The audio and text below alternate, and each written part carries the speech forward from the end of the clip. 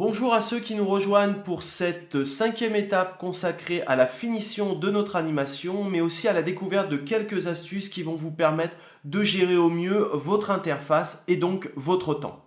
Alors pour ceux qui étaient déjà là à l'étape précédente, on va continuer sur le même projet, mais avant tout, on va l'enregistrer en étape numéro 5.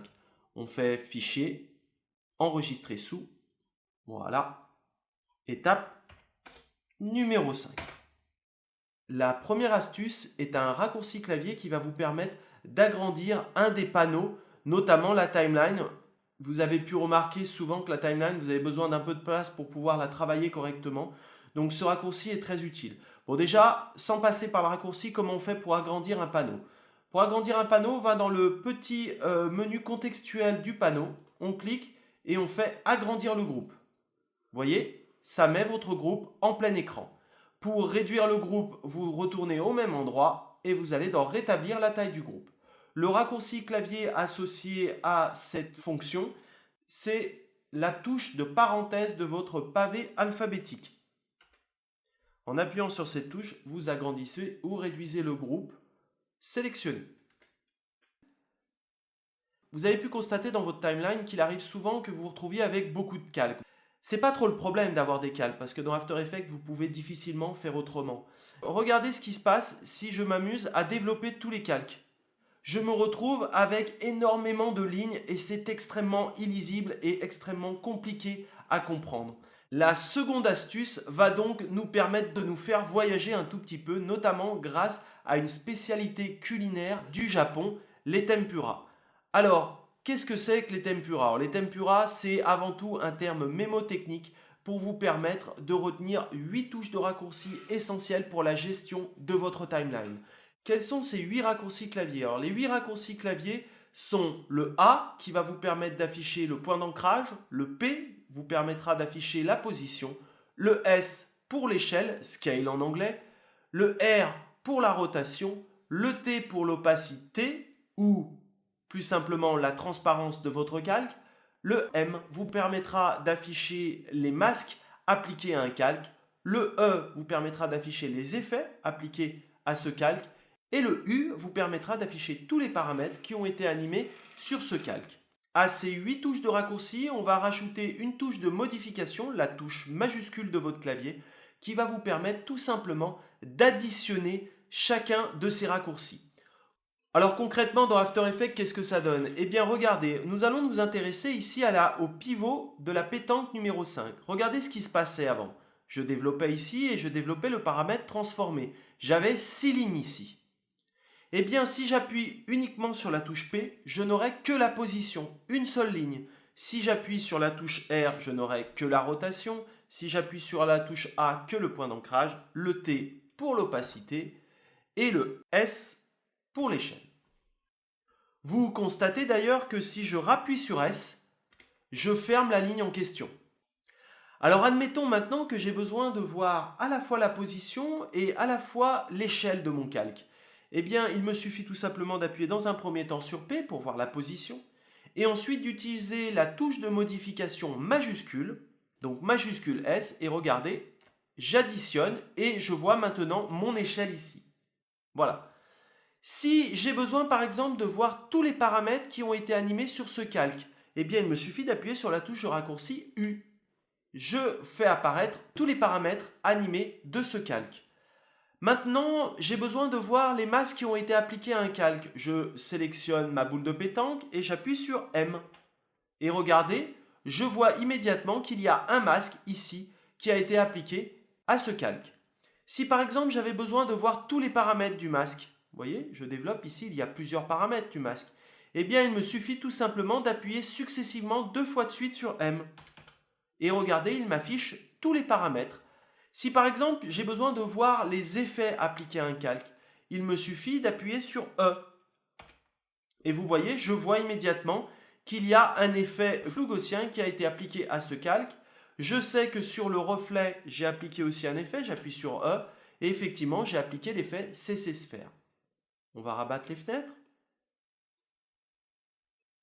La troisième astuce va vous permettre de gérer au mieux la durée de vos calques dans votre timeline. Alors, on va réduire la taille du groupe, raccourci clavier, parenthèse. Voilà. Et regardez ici, on sait que notre animation démarre à 1 seconde. On va tout simplement sélectionner tous nos calques et on va les faire démarrer à 1 seconde. Donc regardez, je prends ici, je réduis la durée de mes calques. Voilà, et je les mets à 1 seconde.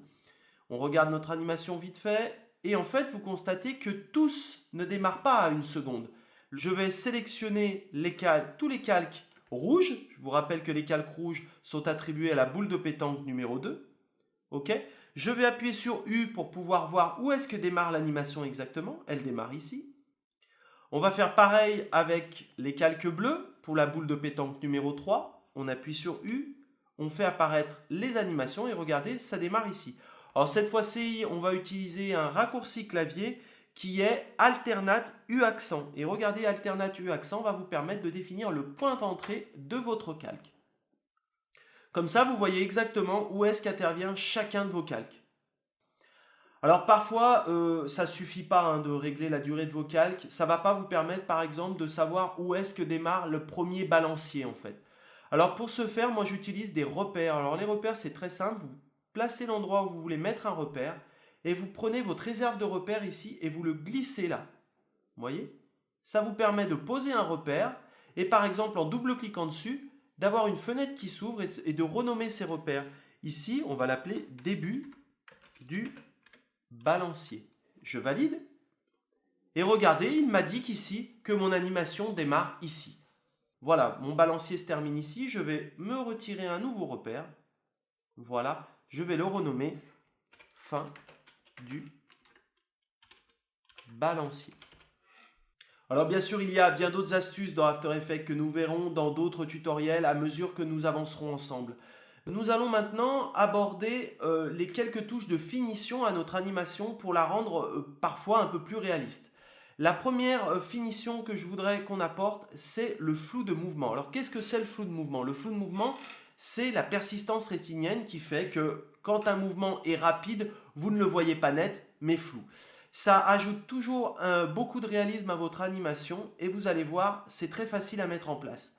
Par exemple, nous allons nous mettre au début quand les boules commencent à descendre. Nous voudrions avoir un flou de mouvement.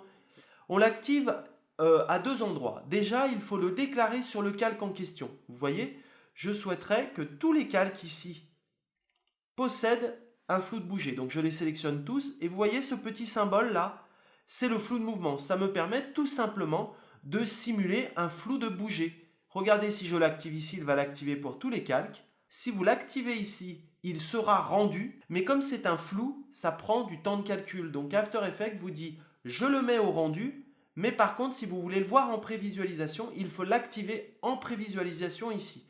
Et vous voyez, vous avez un bouton qui se trouve juste là, qui va vous permettre d'afficher ici le flou de bouger. Et regardez, en l'activant, j'ai ma boule qui s'est un tout petit peu floutée ici. Alors bien sûr, le flou de bouger est entièrement associé à la vitesse de votre animation. Plus votre animation est rapide, plus le flou de bouger sera important. Néanmoins, il existe un paramètre qui va vous permettre d'accentuer le flou de bouger. Ce paramètre se trouve dans les paramètres de votre composition. Alors, dans composition, paramètres de la composition, dans les paramètres de votre composition, vous avez pu voir qu'il y avait deux onglets. L'onglet simple qu'on a déjà étudié ensemble et l'onglet avancé dans lequel on va aller tout de suite. Voilà, je vais déplacer un tout petit peu ma fenêtre pour pouvoir voir ma boule ici et en même temps voir les paramètres de ma composition. Dans les paramètres de ma composition, il y a une zone qui s'appelle flou de mouvement. Ici, vous allez pouvoir gérer la quantité du flou de mouvement que vous voulez voir affiché dans votre projet. Par défaut, il est à 180 degrés, mais vous pouvez tout à fait l'augmenter à 360 degrés, par exemple. Et regardez, le flou de mouvement est beaucoup plus important ici. Je vais laisser par exemple mon obturateur à 360 degrés et je vais appuyer sur OK. Ici, vous venez de rajouter un flou de mouvement. Comme vous pouvez le constater, un balancier ne balancera pas qu'une seule fois. Il va se mettre à balancer éternellement. Alors, bien sûr, on ne va pas se retaper plein de clés d'animation. On pourrait éventuellement faire ça. On développerait ici notre pivot en appuyant sur U et on aurait juste à multiplier nos clés d'animation ici. Ça ne serait pas très efficace et surtout, si on aurait besoin de rajuster notre animation par la suite, on serait obligé de rajuster plein de clés d'animation, ce qui ne serait pas très pratique. Donc en fait, ce qu'on va faire, c'est qu'on va créer une mise en boucle.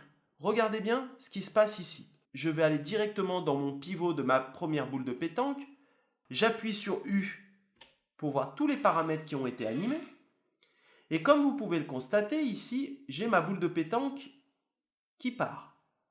Voilà. Maintenant, je voudrais qu'elle part de manière infinie.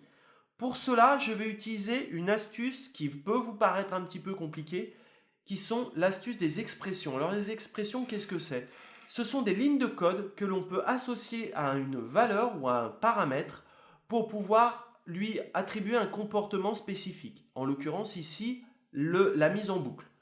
Alors comment on active les expressions? Pour activer les expressions, on va appuyer sur Alternate et sur le chronomètre en question. Voilà. Alors je vous rassure, je ne vais pas vous faire taper la moindre ligne de code. Alors ce que je vais faire, c'est que je vais vous montrer qu'en fait, il y a déjà toute une série de commandes préécrites et notamment la mise en boucle. Vous voyez ce petit bouton ici, si j'appuie dessus et que je vais dans Propriétés, je vais trouver une option qui s'appelle Loopout. J'appuie là-dessus, voilà. Je valide avec Entrée du pavé numérique et regardez ce qu'il va faire. J'appuie sur 0 du pavé numérique pour pouvoir lancer le rendu RAM. Voilà. Et vous voyez ce qu'il fait, c'est qu'il va jouer en boucle éternellement le balancier de la première boule. Le défaut, c'est qu'en fait, il faut qu'il y ait une pause ici. Il faudrait en fait que la boucle redémarre ici. Alors l'astuce en fait pour que nous créons une boucle uniquement, c'est de recréer tout simplement une clé ici. Regardez, si je rajoute une clé là, il va tout simplement me jouer la boucle uniquement sur le tronçon des clés ici, des 4 clés. Alors, mon rendu RAM est un tout petit peu long, tout simplement parce que la prévisualisation du flou de bouger coûte un certain temps au logiciel. Donc, ce que je vais faire, c'est que je vais temporairement désactiver mon flou de bouger ici, en prévisualisation. Ça me permettra de calculer un tout petit peu plus vite. Mais uniquement enlever le flou de bouger ne va pas nous permettre de gagner beaucoup de temps. Là, en animation, je n'ai pas besoin d'avoir tous les détails de mon image. Donc, ce que je vais faire, c'est que je vais lui demander de m'afficher seulement 1 pixel sur 3. Ça va me détériorer légèrement mon image, mais ça me permettra néanmoins d'avoir un calcul beaucoup plus rapide et donc d'être beaucoup plus réactif au niveau du rendu. Voilà, regardez, ça va beaucoup plus vite en termes de calcul. Et vous voyez maintenant, avec uniquement 4 clés, je vais faire tourner en boucle l'animation de ma première boule. Vous la voyez? Elle continue à volonté. Il nous suffit maintenant de faire exactement la même chose sur la boule numéro 5 et vous verrez, il n'y aura aucun problème. Je vais sur le pivot numéro 5, j'appuie sur U pour voir tous les paramètres animés et je vais rajouter une clé et uniquement à ma rotation ici. Bien sûr, je rajoute une clé au début, vous voyez, pour pouvoir me créer mon lot de 4 clés.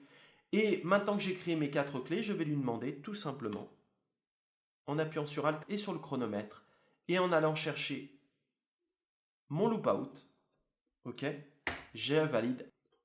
Voilà, je vais encore accélérer un petit peu mes calculs en passant en une image sur 4. Et regardez, voilà mon animation.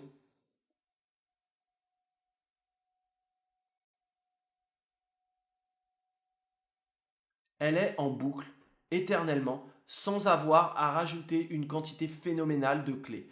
Et ça va vous permettre de gagner énormément de temps. Ok? Voilà. Maintenant qu'on a terminé notre animation, on va re-rendre discret les calques qui en ont besoin. On va rajouter notre flou de bouger et on va repasser en intégrale, c'est-à-dire l'affichage de tous les pixels. Alors moi, quand je termine une animation, généralement, je rajoute toujours une ouverture au noir et une fermeture au noir. Alors là, on va faire une ouverture au noir. Alors pour faire une ouverture au noir, je vous rappelle qu'on va créer un nouveau solide, créer solide. Voilà. Ce solide, on va l'appeler fondu au noir. On va le mettre bien sûr noir. Ça me paraît logique. Voilà, on valide. Et nous avons un noir ici qui va nous permettre tout simplement de faire une ouverture au noir ici en animant l'opacité du calque. J'appuie sur T et regardez ici, je vais définir mon temps de départ. C'est bien au départ, 0 secondes, que je veux l'animer. Ok, ma valeur de départ, ça va être 100%, c'est-à-dire le noir totalement visible. Ok, j'active son chronomètre. Je vais une seconde plus loin. Voilà, au début de mon animation. Je vais changer sa valeur. Valeur finale. Je valide. Et regardez, il vient de me créer une clé. Et donc, vous voyez, mon fondu au noir fonctionne parfaitement. Je vais tout de suite régler la durée de mon calque. À partir de là, le fondu au noir ne sert plus à rien. Et le raccourci clavier pour définir le point de sortie d'un calque, c'est alternate $. Voilà. Comme ça, je vois immédiatement où est-ce que se termine mon fondu au noir. Je vais rechercher un noir ici. Regardez dans mes solides. Voilà, je prends fondu au noir, ici, je le rapplique ici. Et sur la dernière seconde, voilà, je vais faire un volet au noir. Alors pour ce faire, je vais d'abord réduire la durée de mon solide noir pour qu'il soit présent uniquement sur la dernière seconde. D'accord? Donc de 14 jusqu'à 15. Ok? Je vais renommer ces calques immédiatement pour bien savoir de quoi il s'agit. Ça, c'est une ouverture au noir. Au noir. Celui du haut, c'est un volet au noir. Je vais me mettre sur la première image de mon solide noir et je vais créer un masque. Ok? Ce masque, je vais le centrer en appuyant sur CTRL. Voilà, je ne relâche pas ma souris. J'appuie sur majuscule pour contraindre ici. Je vais le faire aller à peu près de cette taille. Voilà, ici, très bien. Et je vais bien sûr l'inverser ce masque. Je veux exactement l'inverse. Je ne veux pas une grosse boule noire en plein milieu. Je veux une sorte de pochoir. Donc je vais ici et je fais soustraction. Voilà. On va développer les paramètres de mon masque. Vous pouvez utiliser le raccourci clavier 2x M. Vous avez notamment un paramètre très intéressant qui s'appelle l'expansion. Regardez ce que ça fait l'expansion si je joue avec. Voilà. Donc on va le mettre au départ, allez, à 550 par exemple. Voilà. Je vais activer son chronomètre. Temps de départ 14 secondes. Valeur de départ 550. J'active le chronomètre. Je vais un peu plus loin. On va dire que je vais aller à 14,20. Je peux taper ici 14 et 20 images. Voilà. Et je vais maintenant réduire son expansion. Ça me fait mon volet au noir. Et regardez bien sûr la deuxième clé qui s'est créée toute seule. On va recalculer l'ensemble de notre animation. Voilà, et voilà notre animation. Ouverture au noir, les boules qui descendent.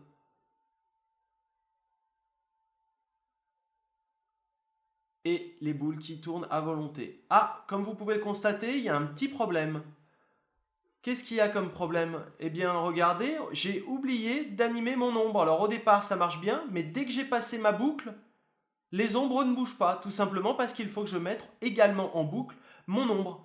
Alors ça, c'est très facile, hein, on revient ici. Et je vais lui demander tout simplement de boucler cette partie-là. Alors pareil, comme j'ai fait pour la rotation ici, je vais rajouter une clé pour ma position. Je vais la mettre en boucle, alternate. Ici, je vais dans propriétés, loop out, c'est-à-dire boucle de sortie. Je valide avec entrée du pavé numérique. Et je fais pareil. Là, cette fois-ci, il me faut rajouter une clé à la fin de ma boucle, qui se trouve entre le début et la fin de mon balancier, que j'ai indiqué grâce à mes repères. Et regardez, je valide ma clé ici, je lui affecte une propriété de mise en boucle, je valide, et regardez, hop, maintenant l'ombre suit également. Alors maintenant que notre animation est terminée, nous allons la peaufiner en ajoutant quelques sons. Alors, soyons clairs tout de suite, After Effects n'est pas du tout un très bon logiciel pour gérer le son. Néanmoins, il va vous permettre d'ajouter des sources sonores et on verra peut-être dans un autre tutoriel comment animer avec de la musique. Nous allons nous contenter ici d'habiller notre animation avec le bruit d'impact des boules. Je vous rappelle que pour ce faire, au début, on avait importé deux sons, boule 1, balle 2. Ok. Donc on va juste les placer au bon endroit. Donc je vous rappelle que le premier impact se termine à 6 secondes. Ici, on va prendre la balle numéro 1. On va l'importer ici, voilà.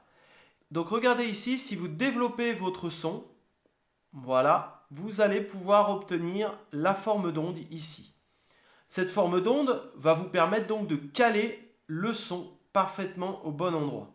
La particularité d'After Effects, c'est que vous ne pouvez pas entendre le son quand vous appuyez sur la barre espace ou que vous faites bien sûr une lecture ici. Vous avez 3 possibilités pour écouter le son. Le premier, c'est de faire un rendu RAM. La deuxième solution, c'est d'appuyer sur la touche point de votre pavé numérique. Mais là, vous entendrez le son, mais l'animation ne jouera pas. Ou alors, vous pouvez appuyer sur la touche contrôle de votre clavier, commande si vous êtes sur Mac. Et avec la barre d'instant courant, vous pouvez entendre le son se jouer. Donc on va continuer ici, on va aller au deuxième impact ici. Et regardez, on va prendre le son numéro 2. Et regardez, cette fois-ci, je vais l'importer ici. Hop. Voilà. Directement dans la timeline. Je vais développer pour pouvoir avoir l'impact sonore. Bon, j'ai eu un peu de bol, je l'ai mis à peu près au bon endroit là. Voilà, ça donne ça. Avec contrôle. Voilà. Après, etc., etc., on va le replacer à chaque fois au bon endroit. Voilà.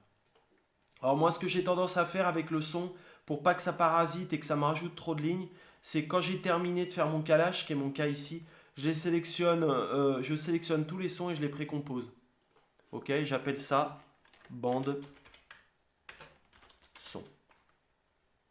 Voilà, comme ça j'ai qu'une seule ligne.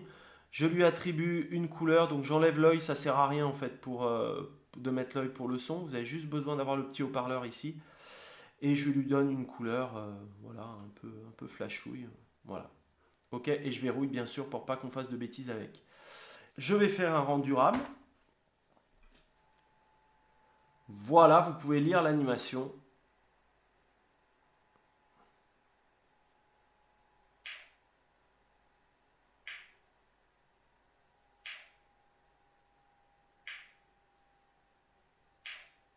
Notre animation est terminée. Nous allons maintenant pouvoir passer à la dernière étape de notre tutoriel. C'est l'exportation avec After Effects, mais également avec Adobe Media Encoder. A tout de suite.